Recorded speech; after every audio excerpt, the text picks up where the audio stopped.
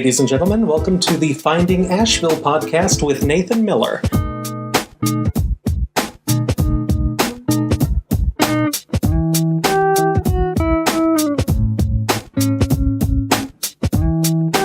Then I think it just got into a groove where, we're just cooking what we wanted to eat, Yeah. having fun.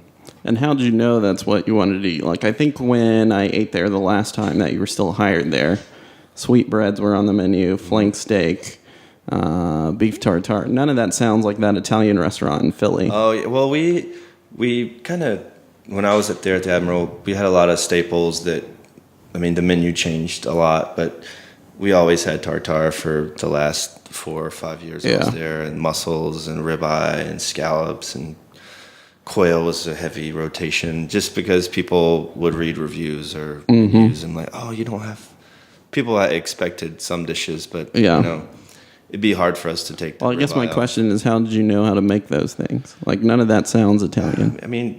Like I said, when I was in Philly, I really just did the specials and got to play around a lot. I learned a lot there. And just being a home cook before I was a professional chef, I cooked at home a lot. And watched a lot of Food Network back in the day when they actually taught you how to cook food. And, So I learned a lot from just trying to learn, reading books and magazines and internet, and just trying things out. And, once you cook a ribeye so many times, you feel like you can kind of get a good grasp of it. Yeah. It's just repetition and then flavors, or just kind of, I don't know. I think everyone has somewhat a different palate, and that's definitely important for being a cook, is having a good palate, just taste for food. And you get like